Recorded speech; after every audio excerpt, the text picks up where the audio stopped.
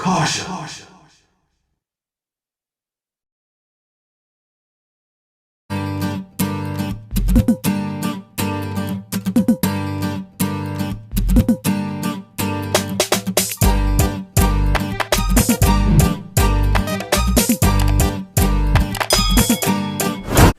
Yes, people, this is the Millennial View. I am your host, Sprint Ravers. Be sure to like, share, subscribe, drop a comment below, people, because it is important. Yeah, have that discussion with your friends. Exactly. You know to know, people. Very special guest with me today. Upcoming artist, hip hop people. Far Rockaway is in the building.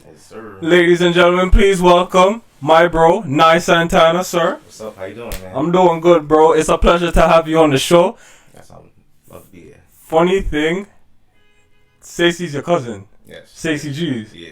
So you used to be at the barbecues over the summer? All the time. My mother, my father, my sister, all of us used to go all the way over there, have a good time with him, my cousin, my mother's cousin, living it up. That's crazy, cause I was there too. Every summer since like 2007. And word? Yeah, bro. And how old are you? I'm 22. You're 20. That's probably why, because probably we with the younger. Yeah, because I'm 26 and we used to be like in the freaking front all the time. Okay, then that's probably why. I probably playing in the field, getting dirty. Right. Yeah. Grass. That's crazy. Because I'm like, when he told me that, I was like, why is that I never saw him? Yeah, I see that he told me that you guys know each other, but he never explained to where, like to how. So I'm like, it's crazy how you guys are close, and now that you tell me, small world. Yeah, and how I first noticed you was Trying to Ball Hard. Yeah, that song, right? Because I reposted it and then I reshared you on it. So how did that come about? So me and him like just always have talks about music, like just in general. So he was telling me that we like he wanted to do a track. So I said, all right. So he sent me a beat, and then the same day, like I wrote to it and I recorded it and I sent it back to him. Okay. So I felt it that much, and I feel like as my cousin, it'll be only right for us to do a song together. I wouldn't leave him out. So I'm like, you know what? So I do it, and like I enjoyed his verse, and then he enjoyed my verse. We went back and forth on it, and then we finalized it, put it out, and that was the rest is history. Now I checked out your Spotify, no features. Yes, First solo album. Congratulations, sir. I know that's a big accomplishment to do an album alone. Tell me how the experience was making that album. During the time, like I was going through a lot because one, the pandemic, unfortunately. So that like canceled a lot of stuff that I had for the mixtape. So the mixtape, I was trying to have like a rollout because I'm the type of person I want to do things like I want to be extra.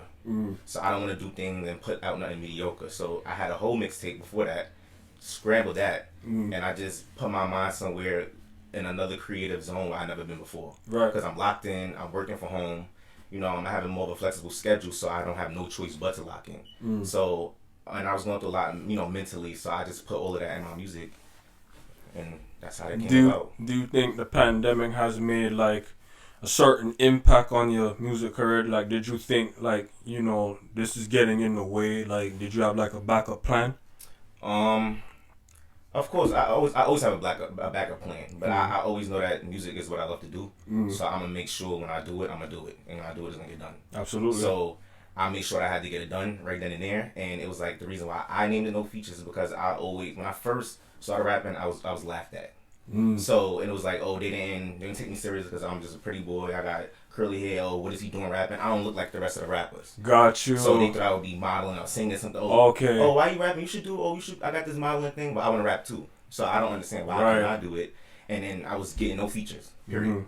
So I said, you know what? I'm gonna drop a tape, 14 songs. Pandemic. Nobody got no choice but to listen. I didn't think that they wasn't going to, but they did. And after that, features started rolling in. That's really a good way to put yourself out there, being that things that happened prior to this moment, people used to judge you, and we all know you're not supposed to judge a book by its cover, you know what I'm saying, because we all have our capabilities, you know what I'm saying. Like some people look at me like, yo, you can be a model too. I get the same thing, cause I take good care of myself. Right. I mean, self-care is key. Yeah. You could speak on that too. Self-care is key, especially right? if you want a woman. Yeah. That's his girlfriend in the background, by the way, that I'm speaking to. Yeah. Off a big R up, same way, But but yeah, like the judging. It's definitely out there. They expect you to be rough looking, you know what I'm saying, sagging pants. Done out. Yeah, bro. Like, I'm not. I've seen all of that, but it's no reason for I let my talent. I like to dress, so it's like all of that can come in with my music, and I'm gonna just be me while doing my music. So absolutely. Check out. Do you still face those stereotypes till this day? More so, everybody's more accepting of me doing everything. Like, oh, we know you can rap now, so it's like, what's going on with the modeling. We want to do that. You want to see that too. So they enjoy when I take pictures and when I do it. So it's like, you have those haters, of course. Definitely. Who look at him like, oh, well, he's just trying to, get attention. I don't. But everything I do is from me. So I feel like if I like to take pictures, I don't understand why it needs to be a problem. If I don't know that, I don't understand what's the problem. Yeah. Everybody can eat.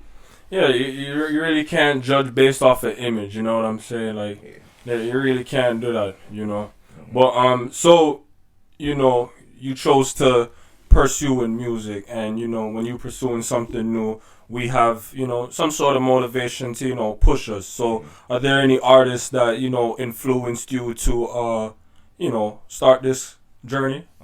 Definitely. So, starting with old day rap. Well, my pops and my moms, they always used to buy me and my sister every rap album that used to come out. My first rap album that I was geeked about, that I could remember for a fact, me and my sister, we got both copies of the 50 Cent, his first album. Okay. And it was crazy because we lived in Queens at Southside Jamaica at the time. And it just felt like damn, this is what hip hop is really about. Yeah. So I'm like, alright, whatever. So I stuck to it, and then I started my mother have cassettes, tapes of Foxy Brown, Lil Kim, all things of that nature. So it was like the Nas's, the DMX's, and things like that. Hearing that early on, I always had an ear for music, and then I started having a book where it was raps that I was making. But, when you're young, it was corny. So I'm like, whatever. I put it off, and for New Day, what really made me really want to go and try to find my sound and my voice, because I'm so different in myself. Really is for females, one, Rico Nasty. Okay. For males, I feel like I still to this day it doesn't matter, because I get reminded of it sometimes. DMX. Oh, okay. Rough, raw, rugged. I could get aggressive sometimes on the track. I say Little Durk, to maybe channel of what I've been through in my environment, my area, not figuring where I'm coming from.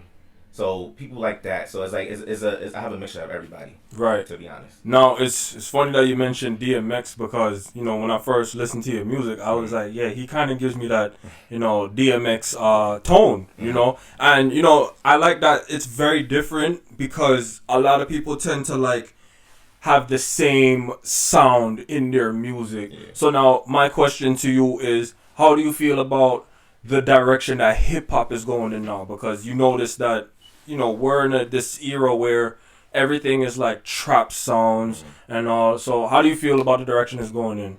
I feel like hip hop is always going to change. I feel like hip hop changed every 7 to 8 years. I always say this. I feel like hip hop at one point, hip hop is not necessarily solely hip hop rap. I feel like it's more of a melodic tone to it. You have everybody singing the melodies but rapping at the same time, using their voice as instruments. So at the same time, I feel like it's a pro with that. They could get creative with that, but I feel like a con is everybody sounding the same. So I feel like everybody gets stuck in that, this is what I have to, sound like. But then as me, I don't care what that has to sound like. So I sometimes channel old day flow, and I put my flow in it. I add my own little tune. So I don't, and how it's auto-tune is a big thing now too. So it's when I sing on a track, I don't put auto-tune. So I know I can't really sing like that, but I still don't care, because I show this is organic. This is how I felt at the time. I feel like it was good and people listen to it, so why not? I don't want to fake it for nothing. So I don't follow what's really happening, but I feel like hip hop over the years, really has become mediocre. Not even gonna lie. But because people they don't listen to really lyrics anymore. They just want to bibbidi bop, bibbidi bop, and it's okay. All right, you having a good time, but it's rap is about lyrics at the same time. It's you can't enjoy something if you don't understand what it means to me. I listen to music. It make me feel what I'm feeling at the moment or what I want to feel, what I'm looking for.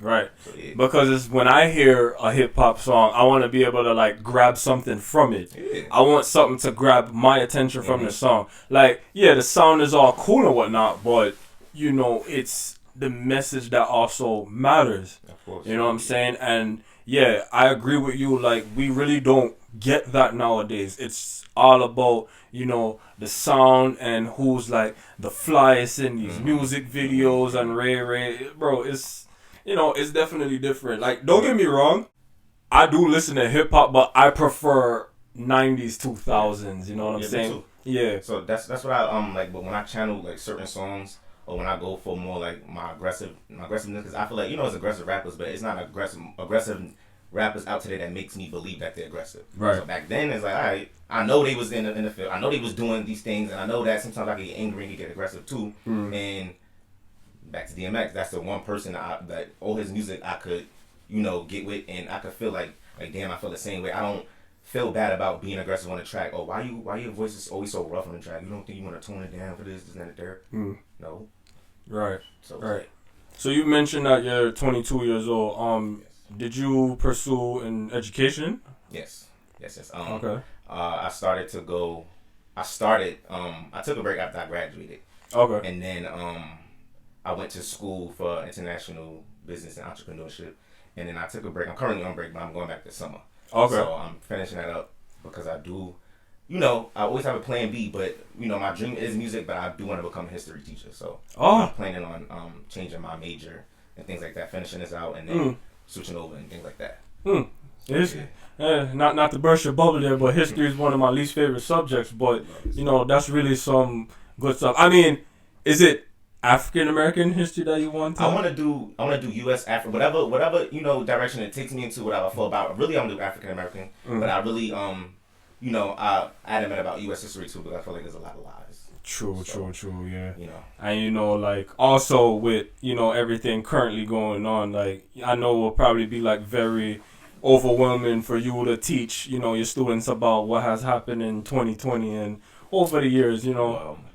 I would say, because right now I'm a counselor at a middle school. Okay. So this is like giving me my little head start, whatever. But I do, you know, I try to, you know, incorporate with, you know, today's times and make them know that, you know, because I have a lot of black students, black males and females. So I do let them know and keep them, they know, they're in the loop, but I just keep reminding them that even though they're kids, you still don't stay away from oppression and what's happening today and things like that. So I feel like that's important with the youth today, because you can often get caught up in what they see celebrities doing, like back to music with rappers and, you know, the whole guns out and things like that. So, you know, they get caught up in that type of stuff. And it's like, I just try to, that's all cool, but education is always important. Have you worked with children before, prior to where you are now? Yeah, I worked, well, it was something small, but I worked at like a summer camp in my area, but it was like for summer youth when I was like younger.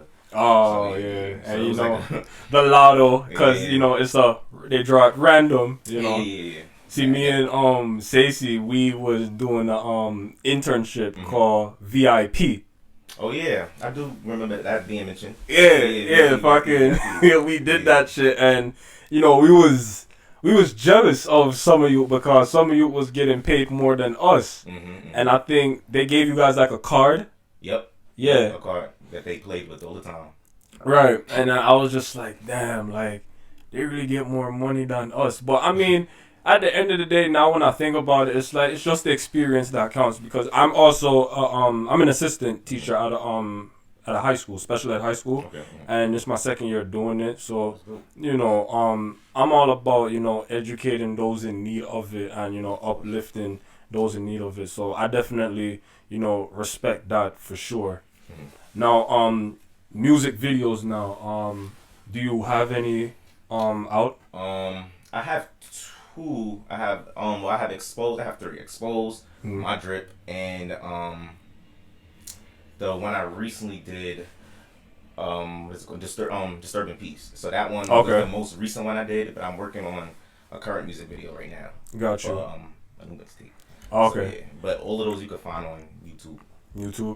You recently just dropped a song called Dope, and it was produced by you. By me. And that was very impressive when I saw that. So you record music and you produce? Yes. So solely like I found out about producing like on accident. I always find out how to do things on accident. So how I even recorded, like I never stepped foot in like a studio when I first started recording. I was recording my own song at home in my room.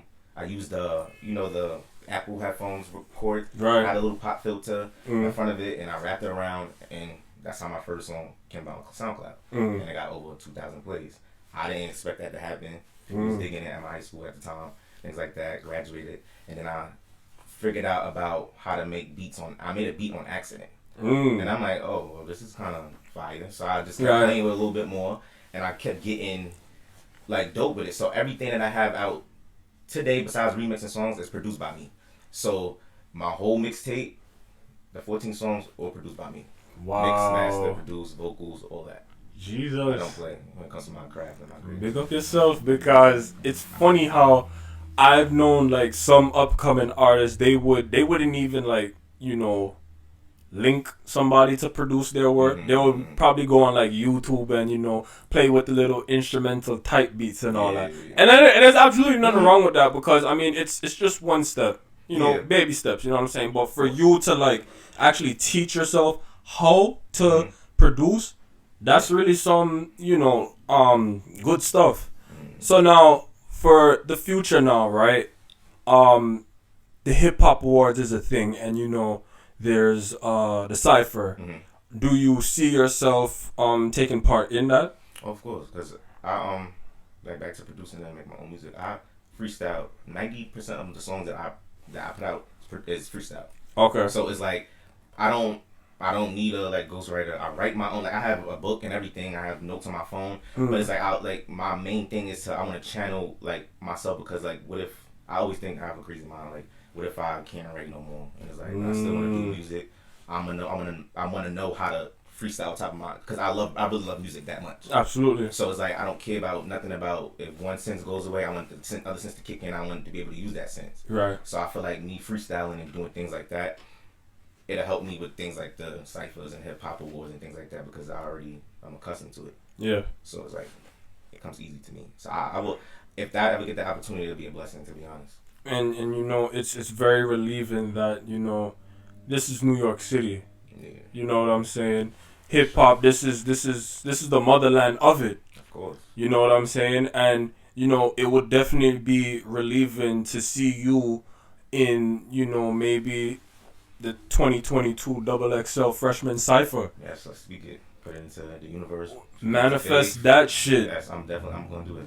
Absolutely, because I've heard like some of these rappers in the XXL freshman ciphers because like I said, I'm not a big fan of hip hop, but I do know good music. Exactly, and okay. Yes, I know good music. And that right there, I mean, to each his own, but come on. Yeah, let's really be real. Like, you have some of them boy where put nail polish on them finger and them thing there, bro. Like, man, it's just I just like when I remember the freshman. I remember when I like was always I always look forward to freshmen even now, because I want to see who out and who's doing it. But I remember at a point it was like everybody was dope, like it was good, and like now it's like it's like moral of the story, I need to be in there. Yeah, right. Yeah, moral of the story. Now Santana, keep an eye out, people. You don't know all the thing go. So, you know what I'm saying? It's all about the authentic lyrics, people. Now, let me ask you this. If you were to work with a big artist, who would it be? Right now. Big names. Big names. So how many names are you talking? You could say like maybe 3. The first person that I would pick would be I really want to do a song to see how it would sound. Erykah Badu. Yeah? Yeah, I'm gonna go for one. The reason why I want to do a song with her is because nobody knows this, but I meditate. So right. It's like I meditate half the time before I rap. Okay. So it's like usually when I'm smoking a J, I meditate, I listen to her, channel her, and it's like I have some music that has not been released yet that sounds similar to that. That will be on my tape, and you guys will see. And it's on some rap, smooth, different type shit, visuals, dope, everything. So I feel like that's one. 2, I would definitely say before if he did not pass, I would say Pop Smoke. Oh, okay. Definitely. I dig this style. I feel like the roughness and the aggression would go hand in hand. Queens, Brooklyn. Yeah. That'd have been dope. And I said it earlier. I'm gonna go Rico Nasty. So I'm gonna say, the aggression, the loudness. I want to be able to be like let all that out when I'm with her. So I feel like she wouldn't care about none of that. She wouldn't told maybe we should tone it down a little bit. She don't tone it down. So okay. Neither do I. Okay. Turn it up. Some good, interesting choices there, sir. Oh, now a popular thing, right? I mean, it's not so popular now, but it was like years prior to this. The Caribbean sounds, like that. You know, you have those hip hop artists where like they like to mix Caribbean sounds into their music. Have you ever seen yourself doing that? I did. I released. Well, it was not original. Well, I have one original the beat that I produced that I didn't like. I'm still working on like what I'm gonna bring to it. Okay. Because I literally just finished it like the other day. But I have on my SoundCloud a remix of like a Movado song. I have a remix of the Nicki Minaj the Touchdown remix. Stylogy. Yeah. I have that. So yeah, I already done it, and I mean when I posted the previews on Instagram, I thought people was gonna like, haha, he's trying to attempt, but literally Jamaica, like they was like, oh, when you come in, blah blah blah. Like I didn't think, but this is when I first was like touching, like just wanting me to do remix, and I'm like, all right, I'm gonna do. I always like my Movado, so I'm like, that's the first thing I'm gonna do. So I said, no, I'm gonna do the Stylogy that had just came out at the time. So I'm like, no, I'm gonna just do that, and I put both out at the same time, same day, and Jamaica was just wanted me to come. Them link you and say, yo, man, you need for forward. Yes, that's what I care about. Once Jamaica said something, once they said it was good, I didn't care about what anybody else had to say. So I'm like, that's what I was really aiming for. And as I'm influenced by a lot of Caribbean culture. Most of my friends are Caribbean, and most of my friends are from Jamaica and things like that. So I feel like it's homage, to be honest. I like the culture. I feel like I visit the island, so I mean, like, why not? It would be kind of disrespectful to imitate something or mock something and not pay homage, because I feel like a lot of rappers do that often with a lot of music and a lot of different cultures. So Absolutely. I feel like, especially if you don't come from there, homage is always important. Homage is definitely important, sir. I'm a rate you for that, because you really do have those artists that don't give us the credits for anything. It's like, oh, nah. I'm not bigging you up for, bro. Yeah. You really have those artists where they're like really like not humble at all. At all. Now, this is a transition. Battle rap. Have you ever went head to head with anyone, like for fun or for any kind of exposure? I've been asking in my raps. I've been saying what. Yeah. What niggas want to battle? I've been saying that. I say it in the intro. I say it in the outro. I freestyle off the top of the dome. I mean, I know if it was like a dope pound and it was somebody in front of me, I could take them. I don't see what's wrong. But I mean, the reason why I don't prefer to like, oh yeah, I could battle anybody, like just so haul out and say like, rather my music, because I feel like I'm more of an artist. Right. I feel like I don't want to become like I'm a show, like, oh, every time somebody see me, oh, spit something, or battle, or freestyle. Like, I don't want that to happen, because it's like, all the time I don't feel like doing that. So like, I could do it, but, I mean, whoever's ready. Yeah, because I feel like battle rapping can get very intense. Yeah, definitely. And it's personal. Yeah, definitely personal. And I could take anything, so. Right. So, now, tell us about how your life was, growing up in Queens. Well, it was me, my mom, my pops, and my sister. So, life was pretty good, ordinary life, but it was like, of course we had our little struggles at times, but my parents always made sure that me and my sister had a solid home, whatever it was. Even though we had a little bit, we always had a lot of it, and it was never like, oh, I don't, like, just no, it was never like always no, it was always, okay, well, like, whatever we could do, and we always was grateful for it. Okay. And it's like, God was heavy in my household, so I feel like that played a part. We was introduced to church early and things like that. Absolutely. So I feel like, and then when I transitioned when I moved to Ocean Village in Far Rockaway, that's when my life took a turn. All our life took a turn because my mom, she was diagnosed with multiple sclerosis. Okay. So she was walking fine, and she went from a walking to cane to walker, and then eventually a wheelchair, and then she passed away 2 years ago. Oh. So, but it was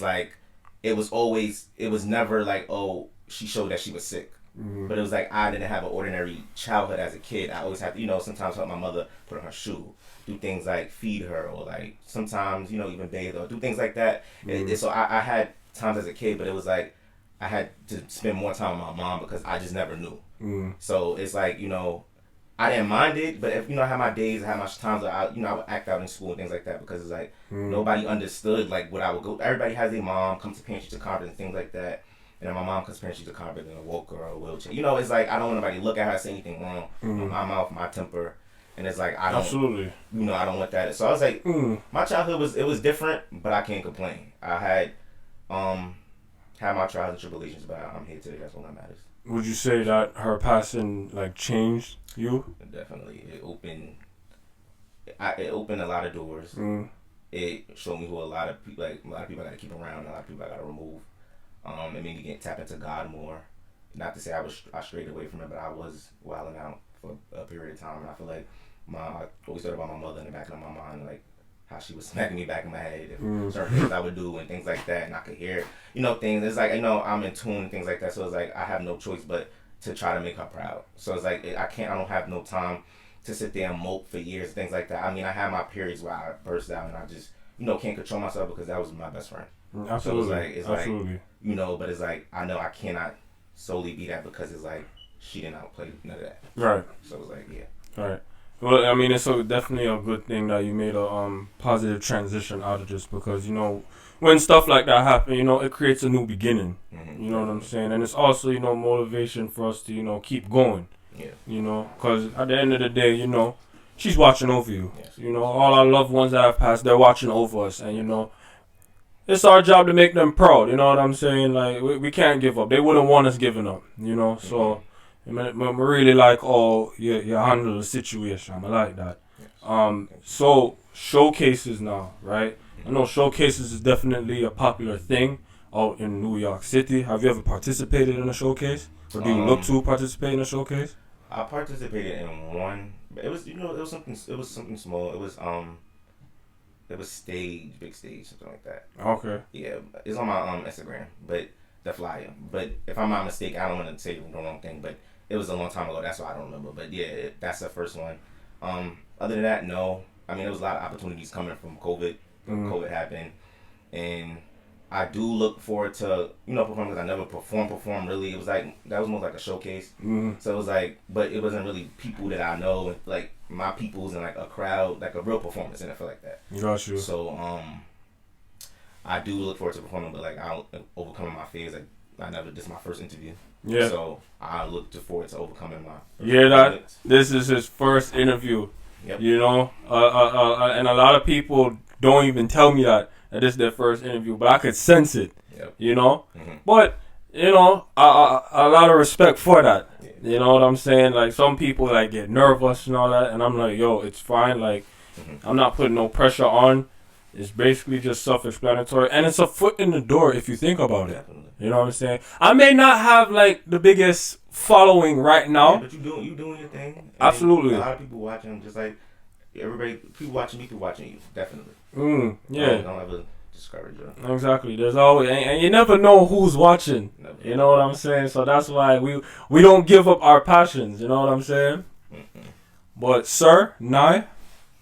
Definitely a pleasure having you on the show. Pleasure to be here. And you are more than welcome to come back wherever you put out another project. If you put out another video, you are always welcome to come back here and promote it. Get you out there because it doesn't cost anything to support people. Free. Support is $0.00. Zero. Tell the people where they can find you on social media. Instagram, not Santana, 2 underscores. Facebook. Not Santana. Mm-hmm. Twitter, not Santana, 2 underscores. Mm-hmm. Yep. There you go. The Apple, information. All of that, not Santana. Everywhere, worldwide. Worldwide. Literally. This is the Millennial View. I'm your host, Sprint Ravers. I'm not Santana. I'm out.